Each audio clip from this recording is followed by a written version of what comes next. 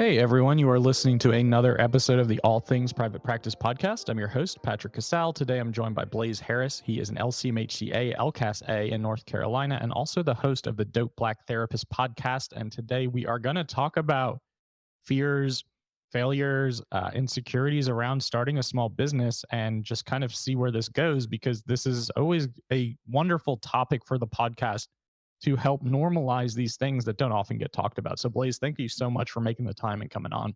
Man, thanks so much for having me. It's been an adventure, and I'm always honored to be able to speak and just talk about my story and what's going on. And it's still weird to kind of be like, man, people actually care about what I think.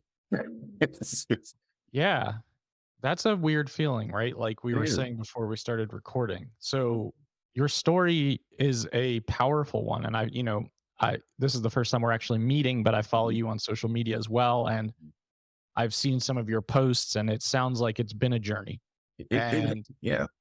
ups and downs for sure. Yeah, man. It's one of those things. It's like a lot of times you don't realize that what you go through is anything different. And then becoming a therapist is like, oh shit. Oh, oh shit. That's a thing. So it was just like, wow, okay. I just thought it was just me growing up as a black kid in a trailer park, because that means that was my norm, you Yeah. know. And then you go to school and you learn these things. So you might have had some adverse childhood experiences. The hell is an adverse childhood experience? Start counting ACE scores and you're like, oh, five, Yeah, six, yeah, 7, 8. yeah, Shit. Yeah. yeah, yeah. And then not only that is just like, okay, so let's check out the criteria for, you know, major depressive disorder. Now for me, I'm sitting there, it's just like, for somebody who grew up thinking therapy was nope. Black folks don't do that. You pray about it or you keep it to yourself. Right. And then being diagnosed with major depressive disorder, like, what's that? And you learn all these different types of things. And it's like the stuff that you've experienced and, dealing with intense sadness, dealing with, uh, decreased mood and, isolating yourself and not eating and not sleeping and suicidal thoughts and you're getting irritable and all this kind of stuff. Whoa, whoa, whoa, whoa, whoa. I thought when you're depressed, you just sad. I Yeah. learned so much more, man. And that's one of the things that, I'm excited about with being a therapist, that I get to actually break some of the stigma and break some of that stuff down, especially for people who look like me, Yeah. who thought Absolutely. like I did. You know what I'm saying? So And you're also an author. You have a book that's published. So congrats on that. I mean, that's yeah, amazing. What does yeah, it feel like to say, like, okay, I've got a podcast, I've got a book out, I have a therapy practice. People clearly want to hear what I have to say. yeah. It's still like, and we said it before, man. It's weird as hell, dude. It's like It's like this stuff ain't supposed to happen to me, you know. And it's like when you go into a field, you don't go into it like when I went into therapy. I went into it because I wanted to help people. I wanted to, well, specifically first responders. And for those who don't know, I was a firefighter for 14 years, and my divorce, my divorce fucked me all the way up. Like it fucked me up to the point where, wasn't eating, lost all that weight, and, 2 suicide attempts, admitted myself to a mental health facility. And that's when I learned about major depressive disorder and what it was going on and anxiety and stress and what all this stuff looked like. Right. And so, while I call it in the book, Becoming a Dope Black Therapist, my vacation. So 5 days away, no phone, no TV, no outside interactions with the outside world. And that's when I learned that I had major depressive disorder. And I learned about group therapy and what that looked like. And while I was gone, nobody knew where I was, like when I was in the fire service, because, the culture there is like, once you enter these doors, everything that you're dealing with outside is supposed to vanish as soon as you walk through these firehouse doors. Right. And then all the things you see at work, as soon as you cross that threshold, you're not supposed to take that home. Talk about endless vicarious trauma and Right. all of that. Right. And it's not, that thing is unrealistic. And the culture of first responders is we're not allowed to feel because, we're supposed to keep the stuff down. We might see something worse, 5 minutes later. Right. Now, fortunately, the culture is changing. Mental health is being talked about. Peer support groups are being formed. People are able to come out and talk about it. So if I can be this happy-go-lucky guy and smile and nothing's wrong, but go through all of this stuff and people not know about it, how many other first responders go through the same thing? Absolutely. So initially, I became a therapist to work with other first responders, and I got to grad school and I was like, Black people don't do therapy, period. And I realized how much of a unicorn I was in this profession. I think I had 3 brothers in my class, like in my graduating class. So, and it's just like, I can do something in my community to make it a big difference, but how was I going to still do that in the fire service? And that was one of my biggest fears. I'm going to leave this secure job, insurance, steady paycheck, I get to do what I love. I'm helping people. I work 10 days out of the month. Right. And I could do whatever and I'm good. And I was just like, holy shit. I'm going to leave all of that security and start doing therapy full time. That had to be a pretty horrifying thought to feel like I'm stepping into the unknown, especially like you mentioned, as a Black man in the South who's doing therapy, where culturally we would say at large, a lot of Black people, like you mentioned, therapy is just not something that's happening. We're seeing it more and more, and it's fucking great. Yes, I love it. But it is still a barrier. And then you have another barrier, right, of like working in first responder culture. So there are all these barriers to like break through for treatment. Right. But you decided, I'm going to pursue this anyway. And it was a lot of soul searching. I've talked to, I can't remember how many colleagues of mine, because I transitioned from 24-hour shifts to Monday through Friday, 8 to 5, in the fire service. And I would see clients from when I didn't have I'm a single dad on top of that too, right? So 50-50 joint custody with my kids. And so on the nights that I didn't have my kids, I would leave work and still see clients from 5 to 9. And I was like, holy shit, it's a lot, but I'm not going to move any higher in this position that I'm in now in the fire service. I'm stuck. There's no opportunity for growth here. Sure. There's no opportunity for me to excel. I'm not going to get paid what I'm worth, regardless of how much I put into what I'm doing. And I was like, fuck it. So this is a field that I know that I can do well in. I have to talk to my colleagues, they talk about, how much they bring home and how much flexibility they have and all of these, all the benefits of doing therapy full time and what it looks like, and I was like, okay, I've talked to all these people. I've done my research. I've looked at all this stuff. I need to make this amount of money. I can do this amount of money. Let's do it. And I resigned from the fire service after 14 years, New Year's Eve, 2020. And I started doing therapy full time, January 4th, 2021. And I haven't looked back since. Besides the initial fear and anxiety, any regrets about that decision? I miss driving a fire truck. That's the only thing. I miss driving a fire truck. I miss running calls, and I miss the camaraderie of being with a crew. I do miss that. The thing about it is I can still hang out with them. I dropped by the station the other day and I saw folks, hey, Blaise, what's going on? You doing therapy full time, man? I heard all of this. You're doing all of this, man. It's great.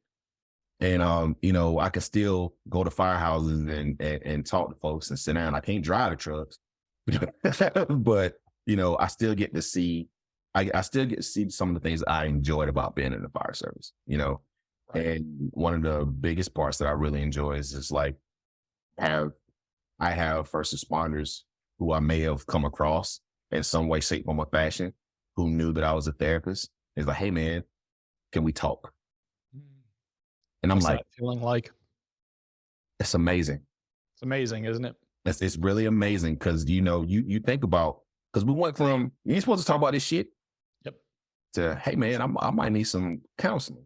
Yeah. And it's just like, wow, this is really changing, because we're not going to just talk to anybody, right? You can be, one of the things you talk about is finding your niche. I love saying that, finding where you are and finding this population that you really work with, right? And I know that with my experiences, police, EMS, dispatchers, fires, whoever, they're gonna feel comfortable talking to me, because they know that if they talk to me about any kind of story, I'm not gonna be like, oh. Yeah, you're not going to be rattled by the Right. things that come out of their mouths. Right. And it's just like, it's they can be themselves. And I think that's one of the things they really enjoy, because man, I'm telling you, man, some therapists, some of the horror stories that I hear about some of the folks who've been to therapy and the things that they've heard and the shit that some of the therapists say, it's like, how did you get your license? Man, we could have a whole podcast episode on that. Actually writing a book that's probably going to ostracize me from the profession eventually. But back to your story. So Yeah. I think you're hitting on some really important parts of this, Yeah. because what's important, especially for any community, whether it be a marginalized community, whether it just be a population of, like you said, medical professionals, EMTs, et cetera, who just aren't supposed to talk. We can Yeah. even throw military in there, Yeah, law enforcement, et cetera. Mhm. Leave this shit at the door. You have to respond. You have to be in action mode all the time. What you're doing is just absorbing trauma. Mhm. And then it comes out in substance use. Then it comes out in anger, irritability, relationship issues, whatever. Mhm. Suicide attempts, et cetera, are through the roof for these populations. Mhm. So by being a part of that community, that and speaking openly about your experiences and sharing about what you've gone through, Mhm. and being public about struggles, you are creating a massive ripple in the community at large, because it allows for people to immediately break down a barrier, break down that wall, and admit to themselves, I may need to talk to someone, and I know that Blaise is a safe person I can turn to. And whether he can be my therapist or can recommend someone he trusts, I am going to be much more inclined to pursue that instead of suffering in silence all the time. Mhm. Mhm. And that's one of the things, is it's like, we don't think about the impact that we have, that we can create in certain areas and stuff. He's like, it's like we make it okay to talk about it. And it's like, okay, Blaise can go through this stuff and Blaise is feeling this kind of way. Oh shit. Blaise is one of those guys who's always smiling and he's always good. And he's struggling sometimes. And he talks to somebody about what's going on with him. Okay. Then maybe I can go do that.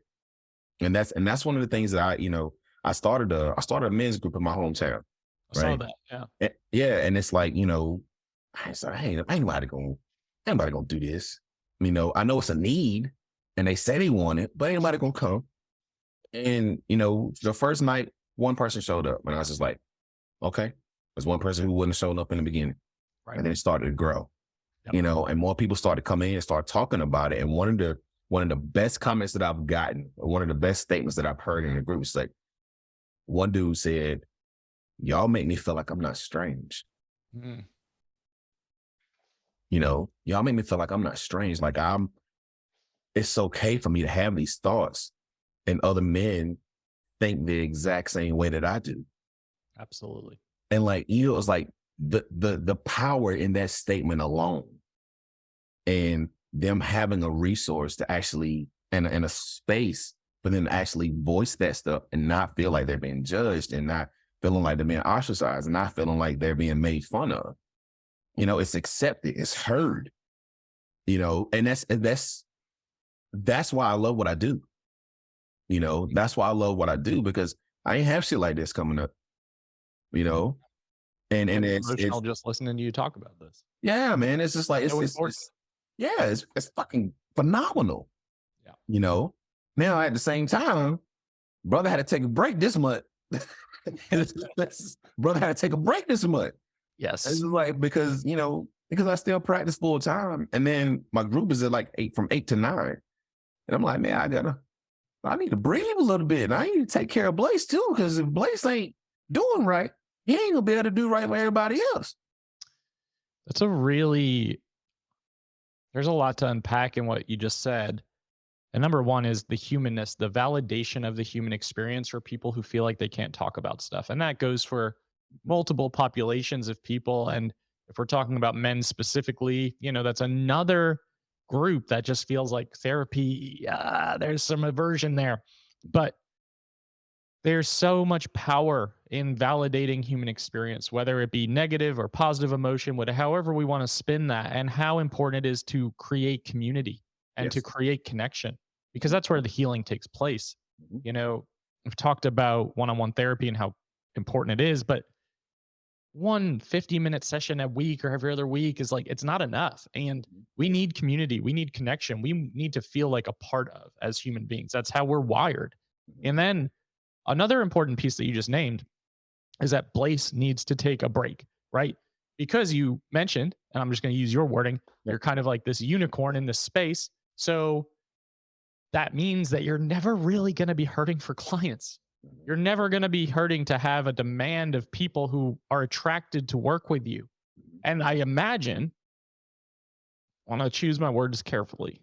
I don't want to put words in your mouth, but I imagine that there could be some feelings of like, because I know more people are going to be willing to talk to me, that I have to make myself more available, because I understand that most of the profession does not look like me.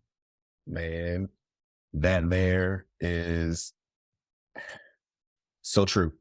That's the thing. It's like I'm a helper by nature. Yep. Every job that I've had is I've helped people. I was a special needs teacher before I was a firefighter, then therapist and AmeriCorps, all these different types of things. I serve. Yeah. That's what I do. Yep. Right. So with that mentality, I'm a fixer and a rescuer by nature. Yep. And I want to help everybody. And that's the thing is like, I want to help everybody. I want everybody to be okay. And it's just like, cause I don't want you to feel like I feel. Absolutely. But I was like, that's not my job. I can't save everybody.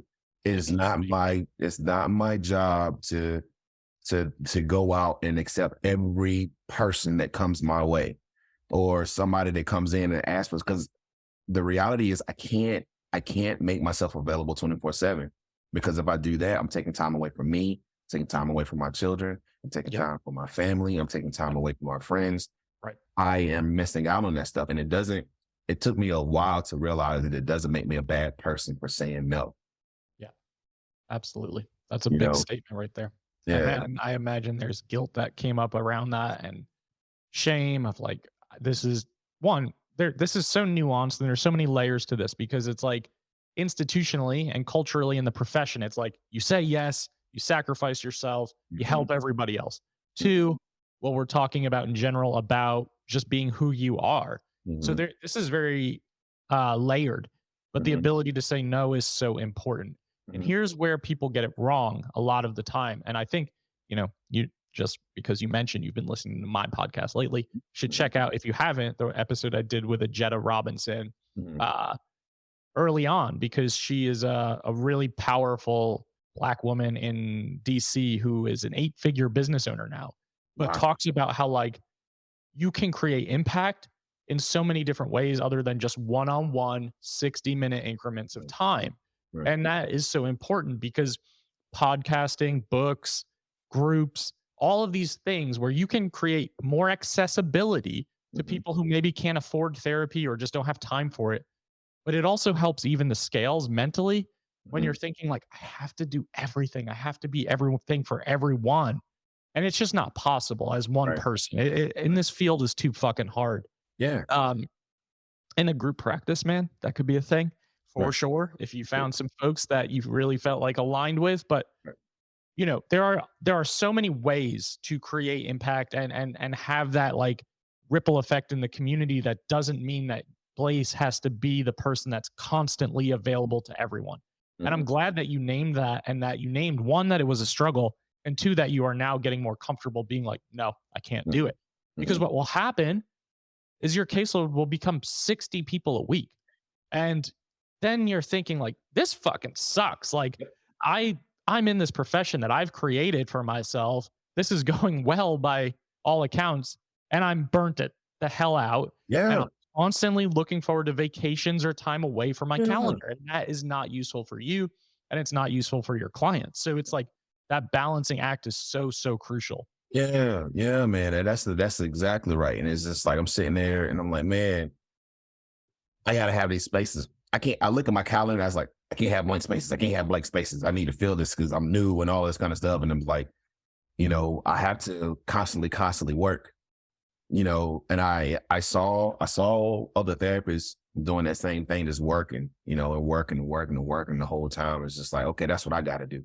And Right. I was listening to episode the other day talking about um when you first start out, you do all the community mental health, you do all those different types of things, you do all those things, and just like it's like you got to earn your stripes, Mhm. right, to do all that kind of stuff. And I was sitting there, I was at the gym, I was like, damn, that's right, I gotta do that shit too. And it's just like now I'm at a point where it's like if I have an empty slot, I was like, okay, that's great. That's some time for me to chill. I can read. I can take a nap. I can go for a walk. I can get some exercise in. I could do Yep. whatever it is I need to do, just to decompress for a little bit. You know, Celebrating the emptiness is such a crucial thing in this, because it's so easy to get caught up in the empty space, and like we are overachievers as by nature, yeah, and we're like, okay, empty space means I could see one more client, I could be yeah, accessible to one more person, I can make more money. Empty space, once you get to that mental space where it's like celebrated, it's really hmm, wonderful. Like when yes, people, I don't practice as a clinician anymore. I haven't uh since September of this year.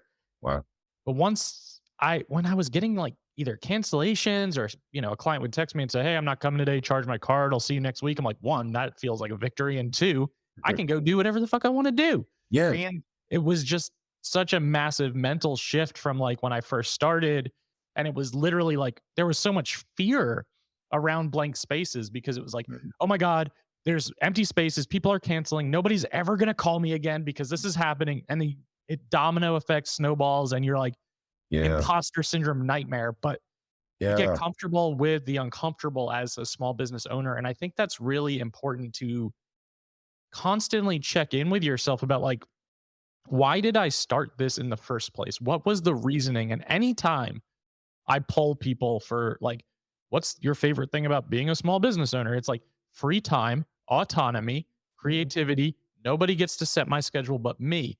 And I mhm, love that. And always circling back to your values, but ultimately, a lot of people recreate their agency job environments because there's one, we live in a capitalist society. Two, it just feels like there's this internalized pressure that we always have to be doing something. So yeah, just letting that go, yeah, and yeah, it allows to create more. You yeah, can be more creative. Like when I have more free time in my calendar and I intentionally block it off specifically now, I can podcast more, I mhm, can create content, I will get better ideas for other ventures. Like I can't do that if I'm bouncing from thing to thing to thing to thing. And then the end of the day, I can't even think straight anymore. yeah, yeah, you're absolutely right. And that's one of the things, man. Is like I I've been listening to a lot of the stuff and seeing a lot of stuff you do just in the group and everything, man. And I gotta thank you because you definitely opened my eyes to a lot of different things. It's like I ain't had no experience being a business owner or entrepreneur. And like I followed my supervisor. She's been really good and mentoring me in this whole thing. And so she's she's so business savvy when it comes to these things. So I'm picking her brain about stuff. She's definitely been a huge help for me. But I also look at what you do and what you give to people and what you show people and how they do these things. And it's helping me a little bit more. I feel like I can do therapy my way. Mm. And I don't feel bad about doing therapy my way. I think a lot of people, they come in and they think therapists going to be like, "Move it, you know, you know." And I tell folks, it's like, listen, say I'll validate you, but I'll call you out of your shit too.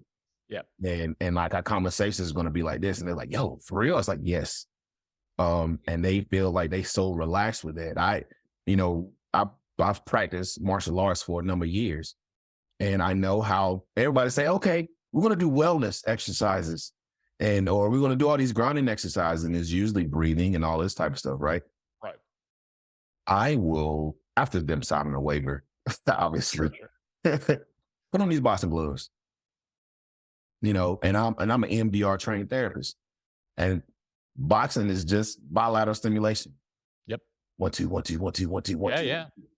And it's just like I had, I did this when I was working with another agency, and we had done it before, but then us dudes, we ain't gonna talk about stuff.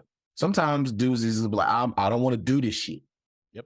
But we got a lot of anger inside, and they don't know how to express it. Yep.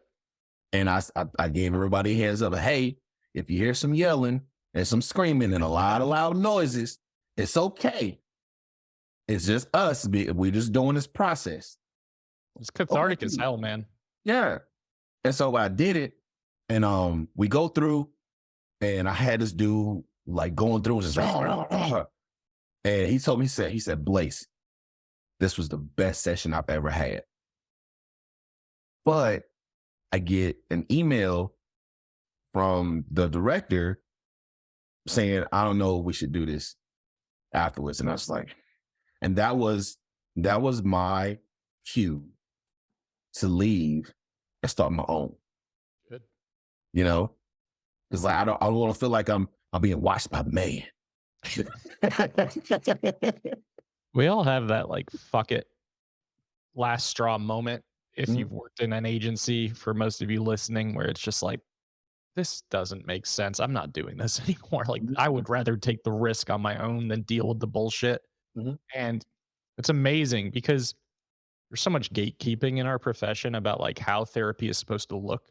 And therapy can look however you want it to look. Yes. Because it's individualized. So some person may need to come into your office and put on the boxing gloves and like do some bilateral stimulation that way. And that might be much more helpful than sitting across from you for 50 minutes and trying to drag conversation out of someone who doesn't want to talk or who just isn't able to access that at the moment. So I'm all about it. And I think, and one, I just want to say thank you for the kind words before.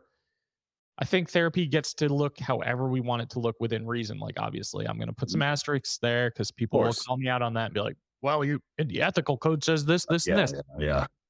But I really do believe that. And you're going to have much more of an impact if you can be creative with your clients. And it's just so useful to think that way. So I'm glad that you're able to offer that now that you own your own business. And man, what you're doing is inspiring. And I think you just got to keep showing up and again, keep taking care of you. And for those of you listening, like taking care of yourself in this profession is paramount. Like you cannot take care of other people if you cannot take care of yourself. And it's very easy to get caught up in that trap of saying yes, saying yes, saying yes. And then you look at your calendar on Monday and you're like, I don't want to do any of this. And you don't want to get to that point because it's very hard to come back from. But really cool stuff that you're doing, really cool stuff that you're offering. I mean, and you're just getting started. That's the beauty of this. Like, I hope you can like anchor into that and remind yourself of that because you are just getting started with all of this. And there's so much to be done and there's so much potential and there's so many people to reach and consistency and creativity are key. Yeah. And just constantly, circling back to you, authentically you. And that is when you show up that way for all of you listening, your clients are going to do better work. You're going to attract the right people. You're going to repel the right people. And both of those things are okay. Yep. You are not going to be for everybody. Nope. I am not for everybody. When people email me and tell me my cursing makes me sound unprofessional and lazy, you're not the right person for me. Yeah. They told me this one of the things I cuss all the time. And I tell people, if you cuss like a sailor, cuss like a sailor. If you don't, if you be a saint, be a saint. But then everything that I do is the dope Black therapist. And people are like, well, you're going to turn some people away from that. Okay. Good. If they're offended by that, then I probably don't need to see them anyway. Exactly. Why do you call yourself that? Why can't you just be the dope therapist? It's like, okay, how many Black therapists you know besides me? I'll wait. Oh, right. And then I represent a lot of people who don't realize that I exist. Yep. Exactly. So, and that's what it is. And I realize I can be a trigger for everybody. I know I'm a trigger. I can be a trigger for everybody. So, but that's okay. People who want to see me will come see me, and people who don't won't. And that's okay. If I'm not the therapist for you, I am not taking offense for it. No. I'm not offended by that. You do what you want to do. I want to be sure that you're getting therapy with the person that you want to get therapy from and need to get therapy from, who you feel comfortable with. And if that's not me, that is totally fine. Absolutely. I'm happy with you just getting some therapy. Couldn't say it better myself. And I think that's the important piece here, is just to really embrace your story, your struggle, and embrace who you are, because people need your messaging out there. For those of you listening and just curious about getting started or fearful about getting started, I mean, this is a really powerful story, and I hope that this was helpful. This has been a cool conversation, man. I'm excited to meet you in a couple months in Portugal. Likewise. Just keep doing what you're doing, and really just keep showing up the way you're showing up, because you're changing lives, you're changing the community. And I think this is really, really awesome. I'm excited to see a year from now what you've been creating, because I'm telling you, man, the sky is the fucking limit. I appreciate that, bro. I really do. It means a lot to hear. I'm looking forward to creating more myself. And one of the things you said earlier that really stood out, we look out for everyone, right? And one of the things that I've been starting to tell my clients, you do realize that you are a part of everyone. Mm-hmm. So be sure that you're taking care of yourself. You had some good one-liners in this episode. You should start putting these into your content and your website. They coming. They come. Look, I've been taking notes while I'm listening to you on your guests, sir. Well, thanks again for coming on, and just tell the audience where they can find your podcast and your book and all of your information too. Okay, awesome. So my website is www.thedopeblackTherapist.com. You can find me on Instagram under _dope_black_therapist. My podcast is The Dope Black Therapist. You can find it on Spotify, Apple Podcasts. And my book, Becoming the Dope Black Therapist, is available on Amazon. Very, very cool. Congrats on all the success, and wishing you a lot more. And to everyone listening to the All Things Private Practice podcast, all of that information will be in the show notes, so that you have easy access to find all of Blaise's stuff that he's got created and going on in the world. And new episodes of the All Things Private Practice podcast are out every single week on all major platforms and YouTube. Like, download, subscribe, and share. Doubt yourself. Do it anyway. We'll see you next week.